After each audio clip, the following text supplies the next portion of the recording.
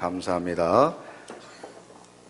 권사님 잠깐 자리에서 일어서 앞에 좀 나와주세요. 자, 우리 권사님이 앞으로 지금 지난 22년 동안 성가대를 지휘하셨는데 이제 교회가 정한 법에 의해서 올해 연말에 은퇴를 하시게 됩니다. 그래서 섬기셨던 이 지휘자의 자리를 이제 후배에게 양보하시고 또 성가대원으로서 앞으로 남은 생에 하나님께 영광을 돌리실 겁니다.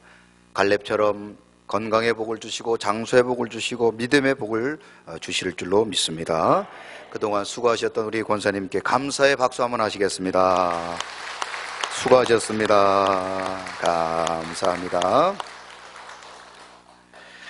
지난주에 저는 사명에 대해서 말씀을 드렸습니다. 사명은 하나님으로부터 받은 것이며 또한 하나님은 그 사명을 주신 자에게 능력을 주심으로 사명을 감당한다고 말씀을 드렸습니다.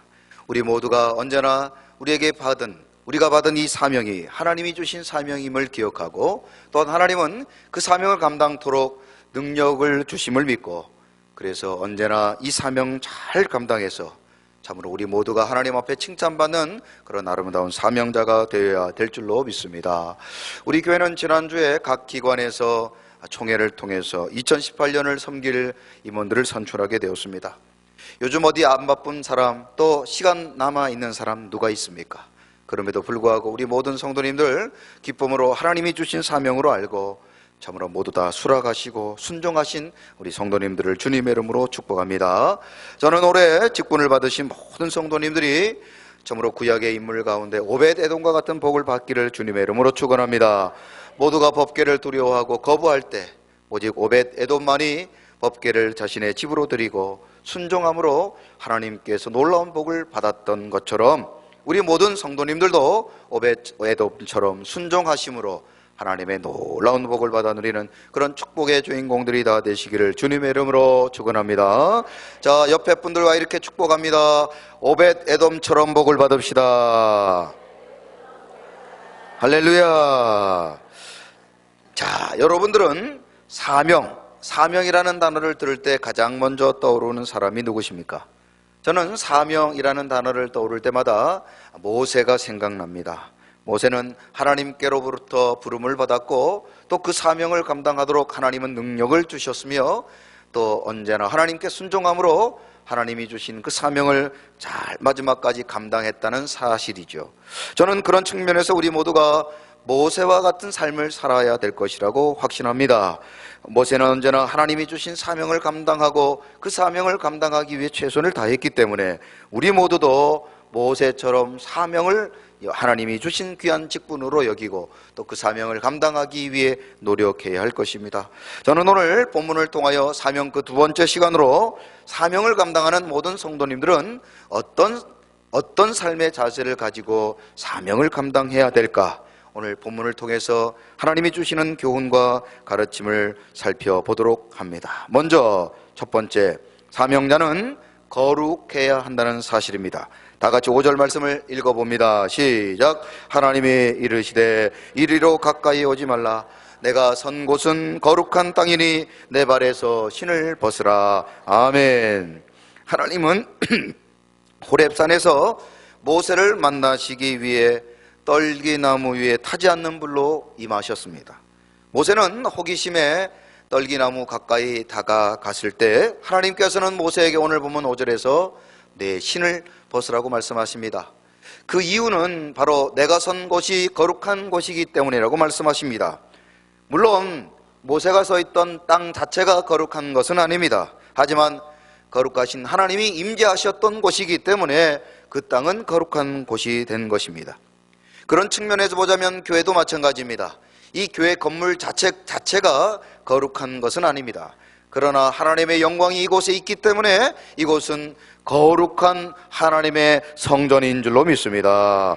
그러므로 하나님께서 사용하시는 사람 역시도 하나님이 임재하시기 위해서는 먼저 거룩해야 한다는 사실입니다. 하나님께서 모세에게 사명을 주실 때 그래서 오늘 본문에 보면 먼저 내 신을 벗으라고 말씀하신 것입니다. 그것은 사명자가 가장 먼저 거룩할 때 하나님이 임재하시고 하나님께서 그를 사용해 주신다는 사실입니다. 이번 정부에서 5대 인사 원칙을 정했습니다. 위장 전입, 논문 표절, 세금 탈루, 병력 면탈. 부동산 투기를 한 사람은 결코 고위공직자가 될 수 없다는 것이지요.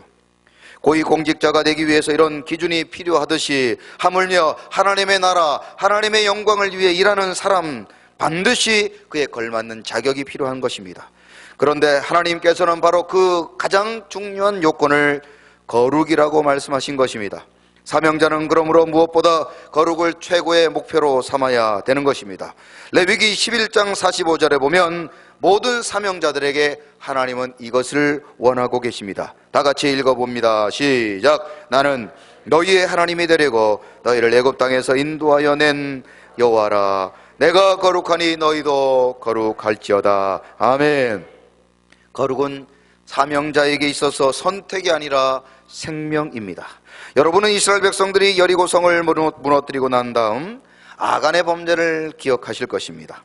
이스라엘 백성들은 이 사실을 알지 못하고 두 번째 목표인 아이성으로 공격합니다. 그런데 그들의 예상과는 달리 아이성에서 참패를 면하지 못합니다. 너무 놀랐던 여호수아는 하나님 앞에 따져 묻습니다. 우리를 광야를 지나가게 하고 이제 가나안 땅으로 데려오셨으면 여리고를 비롯하여 모든 성들로부터 이기게 하셔야 되는데 왜 우리들을 원수의 손에 지게 하십니까? 이러려고 우리를 이스라엘 백성들을 출애굽하게 하시고 가나안 땅으로 불러들이셨습니까? 그렇게 여호수아는 하나님 앞에 따져 물었습니다. 그때 하나님께서는 여호수아서 7장 11절 12절에 하나님께서 이스라엘 백성들이 아이성을 공격했을 때 그들이 승리하지 못했던 이유를 다음과 같이 말씀합니다. 다 같이 읽어봅니다. 시작. 이스라엘이 범죄하여 내가 그들에게 명령한 나의 언약을 어겼으며 또한 그들이 온전히 바친 물건을 가져다가 도둑질을 하고 속이고 그것을 그들의 물건들 가운데 두었느니라.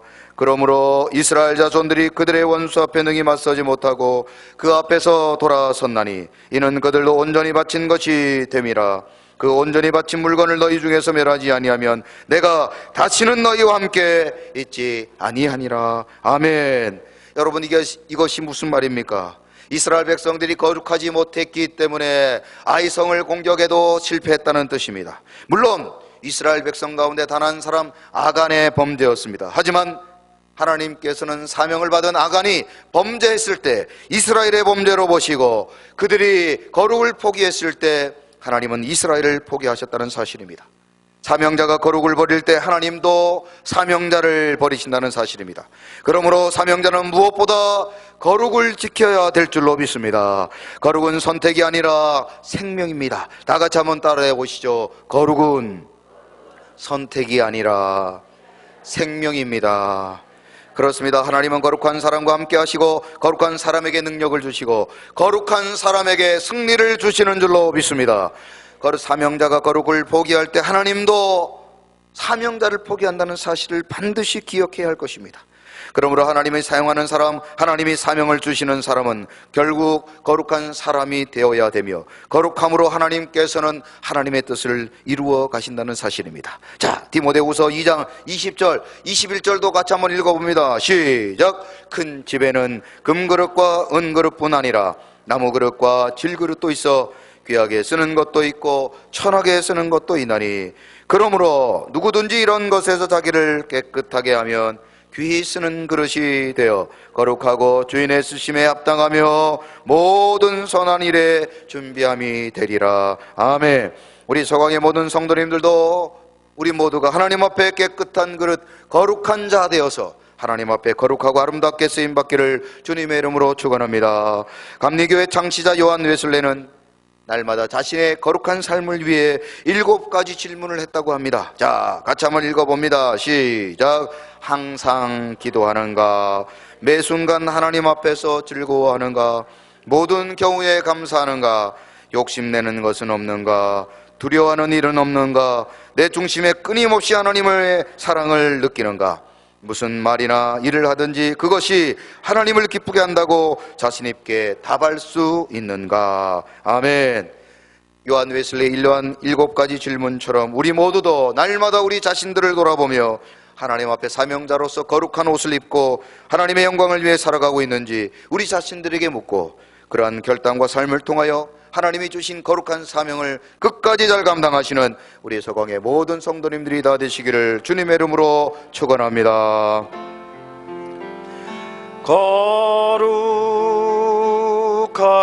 하나님, 주께 감사드리세.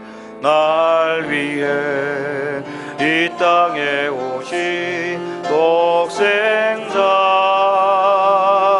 예수, 나의 맘과 뜻 다해 주를 사랑합니다. 날 위해 이 땅에 오신 독생자 예수, 내가 약할 때 강함 주고 가난할 때 우리를 부욕해 하신 나의 주 감사. 내가 약할 때 강함 주고 가난할 때 우리를 부욕해 하신 나의 주 감사 감사. 아멘. 두 번째로 사명자는 하나님이 함께 하신다는 사실을 믿어야 될 줄로 믿습니다. 오늘 본문 이 12절 말씀을 다 같이 한번 읽어보십니다. 시작. 하나님이 이르시되 내가 반드시 너와 함께 있으리라. 내가 그 백성을 애굽에서 인도하여 낸 후에 너희가 이 산에서 하나님을 섬기리니 이것이 내가 너를 보낸 증거니라. 아멘. 오늘 본문에서 하나님께서 모세를 찾아오셨을 때 모세의 나이는 80세였습니다. 결코 그의 나이가 젊은 나이가 아니었습니다. 뿐만 아니라 모세가 애굽에서 왕자로 있을 때처럼 왕성하고 능력이 있고 힘을 가지고 있을 때가 아니었습니다. 그는 나이가 들고 그리고 모든 것을 잃어버리고 도망자의 신세로 실패자의 인생으로 살아가고 있었던 때 하나님께서 그를 찾아와 주셨다는 사실입니다. 그런 상황에서 모세는 하나님의 부르심이 잘못되었다고 스스로 생각했습니다. 자신은 나이가 많고 병들고 연약하고 모든 것을 잃어버렸기에 이스라엘의 지도자로 적합하지 않았다고 생각했습니다. 그래서 모세는 이러저러한 이유로 하나님의 부르심을 거절하려고 했습니다. 나중에는 핑계할 것이 없으니 말 주변이 없다는 핑계로 하나님의 부르심을 거절했습니다.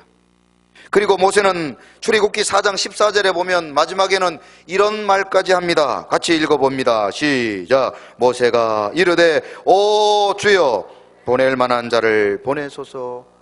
이것이 무슨 말입니까? 자신은 도저히 이스라엘의 지도자로 적합하지 않았다는 사실입니다. 나는 능력도 없고 자격도 없고 힘도 없고 나이도 많아 도저히 하나님의 부르심을 순종할 수 없다고 거절하고 있는 것입니다. 그러나 모세는 한 가지 중요한 사실을 잊고 있었습니다. 지금 모세를 부르시는 분이 누구십니까? 모세를 부르시는 분은 만왕의 왕이시며 만주의 주시라는 사실입니다. 하나님은 천지를 창조하시고 지금도 하늘과 땅을 다스리시는 분이십니다. 비록 모세가 능력이 없고 나이가 들고 병들고 연약해도 하나님께서 그를 부르시고 그를 사용하시겠다고 작정하셨다는 사실입니다. 하나님이 부르셨으니 이제 하나님이 책임져 주실 줄로 믿습니다. 하나님은 모세를 부르시고 모세에게 오늘 본문 12절에 이런 약속을 주십니다. 다시 한번 읽어봅니다. 시작. 하나님이 이르시되 내가 반드시 너와 함께 있으리라. 아멘. 그러므로 모세는 걱정할 필요가 없습니다. 자신의 능력, 자신의 가진 것, 자신의 나이, 자신의 건강을 염려할 필요가 없는 것입니다. 왜냐하면 자신을 하나님이 부르시고 이제 하나님께서 능력을 주시며 그와 함께 주실 것이기 때문인 것입니다. 하나님의 사명을 감당할 때 물질이 없다고 염려하십니까? 하나님은 사명을 감당토록 물질의 복을 허락하여 주실 줄로 믿습니다. 하나님이 사명을 감당하는데 건강이 없다고 염려하고 계십니까? 하나님은 사명을 감당할 수 있도록 넉넉한 건강과 은혜를 베풀어 주실 줄로 믿습니다. 그러므로 우리 모두는 하나님이 우리와 함께 하심을 믿고 언제나 사명 앞에 아멘으로 순종해야 될 줄로 믿습니다. 이스라엘의 최고의 지도자요 선지자요 제사장이었던 모세가 죽자 이스라엘 백성들은 두려움 가운데 빠지게 됩니다. 아마도 그 두려움 가운데 가장 두려워했던 사람이 바로 참으로 여호수아가 아닐까라는 생각을 해봅니다. 여호수아는 이런 생각을 했을 것입니다.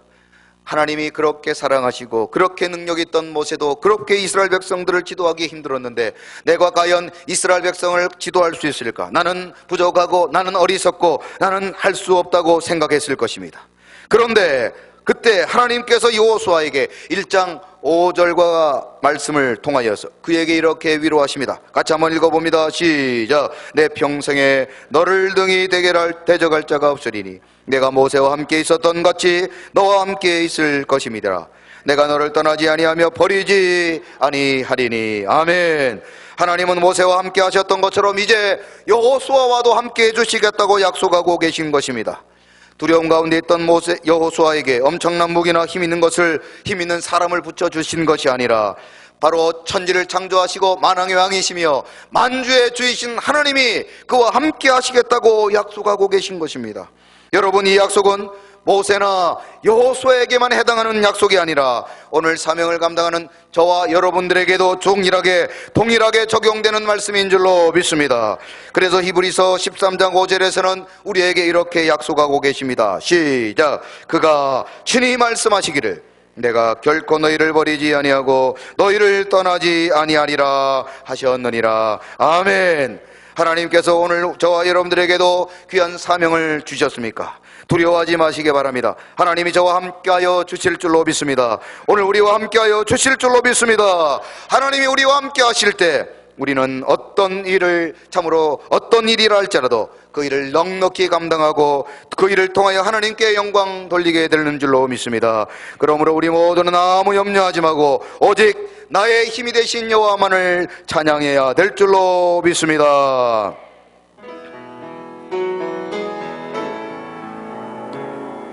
나의 힘이 되신 여호와여, 내가 주님을 사랑합니다. 주는 나의 반석이시며 나의 요새시라. 주는 나를 건지시는 나의 주 나의 하나님, 나의 피할 밤이시요 나의 방패시라. 나의 하나님, 나의 하나님, 구원의 뿌리시요 나의 산성이라. 나의 하나님, 나의 하나님, 그는 나의 여호와, 나의 구세, 나의 생명이신 여호와여, 내가 주님을 찬양합니다. 주는 나의 사랑이시며 나의 의지시라. 주는 나를 이끄시어 주의 길 인도하시며 나의 생의 목자 되시니 내가 따르리라. 나의 하나님, 나의 하나님, 생명의 멸류관으로 내게 씌우소서. 나의 하나님, 나의 하나님, 그는 나의 여호와, 나의 구세주. 이 시간 말씀을 생각하며 다 같이 동성으로 기도합니다. 하나님은 사명자에게 무엇보다 거룩함을 원하시는 줄로 믿습니다.